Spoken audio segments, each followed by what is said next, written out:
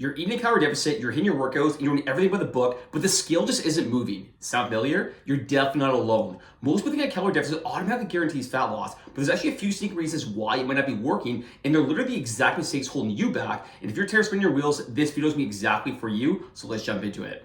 Hey guys, welcome back to the channel. My name is Rich Biker, and I help busy men over 30 lose fat, build muscle, and transform their bodies with simple strategies that actually work. Now today, we're gonna dive into the 3 reasons why your calorie deficit just isn't working for fat loss. Because if you've been counting calories and you're staying consistent, but you aren't seeing results, don't worry, you're not broken, and trust me, you're not alone. The truth is, there are some common mistakes that can make you the most disciplined calorie deficit fail, which we're gonna talk about today. And by the end of this video, you're gonna know exactly how to identify these issues, how to fix them. That way you can finally start seeing the results and the fat loss that you deserve. You ready?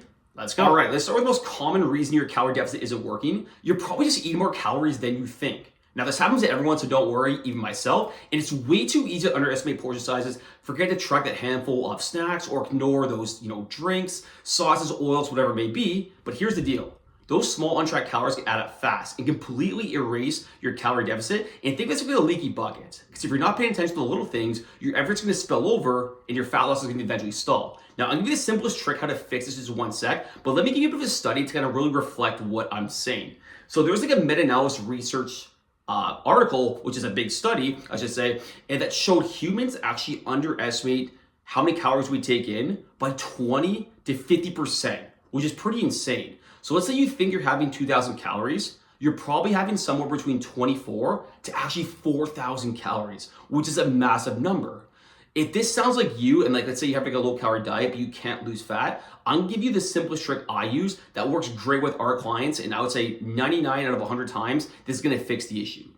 20% rule. So what you're gonna do basically, let's say you need 2,000 calories per day, you times it by 0.20 by 20%, and that's gonna give you your new number. In this case, it'd be 1,600. So you're actually gonna track for 1,600, because if you're tracking for 1,600, you're probably still having like 2,000 or even more calories, and that's like the real calorie number you wanna be at. So only do this trick if you're stuck for fat loss, because the cool part is, I should say the cool part, but the best part you wanna do is have as many calories as you can to lose fat, because it's gonna set us up in the long term. But if you're truly stuck, have your calorie number that you're supposed to be having times by 0.20. That's your new number, and that's the number I want you to aim for in terms of losing that stubborn belly fat and breaking over that plateau. So reason number 1, you're probably having more calories than you think.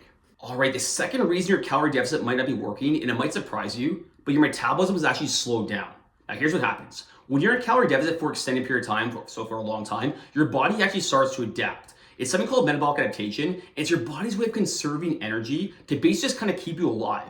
Essentially, your body becomes more efficient using fewer calories, which means your deficit probably isn't as large as you quite think anymore. It just kind of slows down. Now think of it like this. Let's say your body is like a smartphone. When your battery gets low, what happens? It switches that low power mode to save energy, right? Like it dims the screen, shuts off the background, the apps, and it slows down the process to make sure the battery lasts longer. Now it's the same thing when it comes to your body. But this doesn't mean your metabolism is slower or you're broken or you can't lose weight anymore. It's just your body's way of being smart. And smart not being a good thing here. But if you don't address this, you definitely will hit a plateau and you're gonna stay stuck. Now the good news, there's 4 main things you can do to counteract this, which we're gonna get into right now. So I did make a full video on metabolism, so I'm gonna link that above. Make sure to watch it at the end of this video because it's very important. I'm not gonna address everything in that video, but basically there's just 4 main things that can slow down your metabolism. And when I say metabolism, I'm basically talking about how many calories you burn in a given day. When you say about slow metabolism, you basically mean you're not burning a lot of calories in a day. And there's 4 main things that can really slow that down. Number 1, I just kind of said it, you're in a calorie deficit for way too long, so maybe you have to get out of it. The second thing that could really slow your metabolism is just not enough protein. The third thing that could be is a starvation diet, so you're simply just not having enough calories in your diet. And the fourth thing is just not enough strength training. So what do those main things have in common?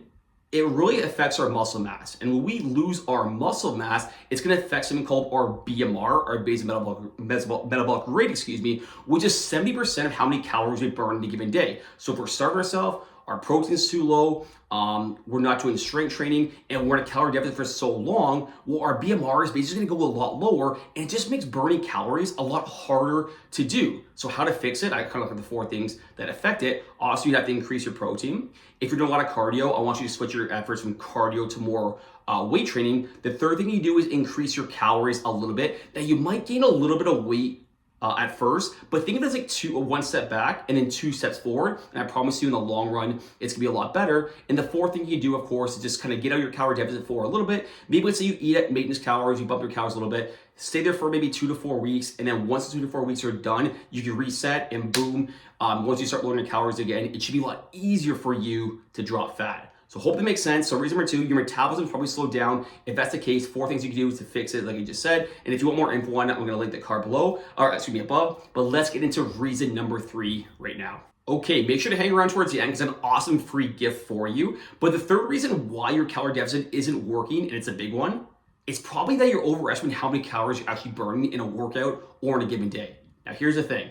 Whether it's a smartwatch, a treadmill that shows you the calorie burn number, fitness apps, these calorie burn numbers tend to be pretty wildly inaccurate, if I'm gonna be blunt. And studies actually showed it can actually overestimate how many calories you're burning by about 20 to 50%, which is insane. Now think of it like this. You think you burn 300 calories in a workout, but it's actually 500. Maybe now you think you've earned like an extra snack or a meal, but in reality, you just erased your calorie deficit. So let's take these two things now, kind of combine them. So I kind of talked about the calorie deficit where you underestimate how many calories you're taking in by 20-50%, and now you overestimate how many calories you burn by 20-50%. Well, there's your issue right there if you're not losing fat. You combine those two things with your metabolism slowing down because maybe you just crashed for too long or you didn't have that protein. This is why your calorie deficit isn't working, and this is why you're actually stuck. So let's recap these 3 reasons right here, and I'll get you my awesome gift at the end. Number 1, you're taking more calories than you think. Remember, give yourself the 20% rule. Get your whatever calories you think you should be having per day times by 0.20. Only do this if you're stuck. Remember that though. Number 2, your metabolism slowed down, kind of the reasons I already talked about. And the third thing, you're overestimating how many calories you're actually burning. You tie these things all into once, and that's the issue right there.